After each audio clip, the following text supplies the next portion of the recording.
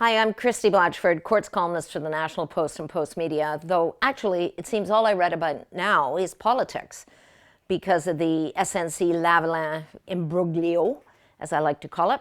I'm not sure it's a scandal, but it's actually pretty close to a scandal. Anyway, I know many people are weary of it, and I get mail saying, write about something else, why are you such a conservative hack, etc. First of all, I'm certainly a hack, but I don't think I'm a conservative one. I don't have any particular party leanings.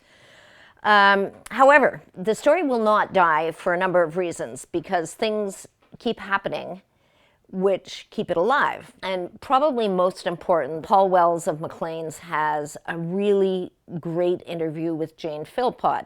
You'll remember she is the former Treasury Board boss who resigned specifically because of what she perceives as the interference in the prosecutorial independence of Jody Wilson-Raybould. And it's a really compelling interview because she's a very thoughtful woman. She's clearly still a big L liberal. She believes in her party, though she said as a matter of conscience, that's why she resigned. She couldn't support what the government people have done in the SNC-Lavalin case.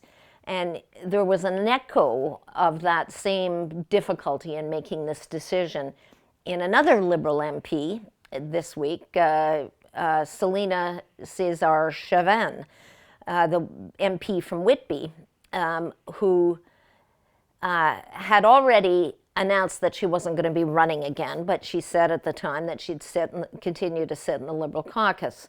And then this week, she said she can't do that anymore. And she had given an interview to a newspaper in which she explained her decision to and her support of Jody Wilson-Raybould and Jane Philpott. She said, look, you know, I raised some issues with the Prime Minister myself. He was quite hostile and angry. He yelled at her, etc., all of which fly in the face, of course, of a relentlessly self-proclaimed feminist such as Justin Trudeau.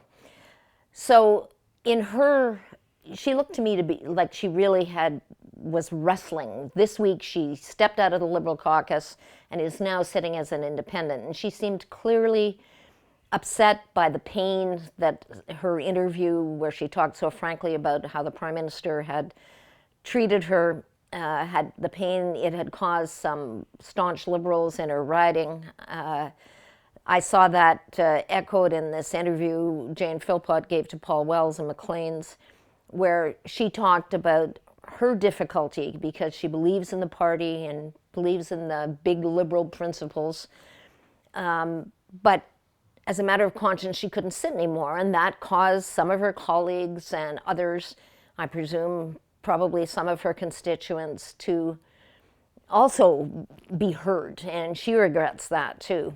And the one overriding message that comes out of the interviews with Jane Philpott and Selina Cesar-Chavin, I think, is that we don't know yet the complete story.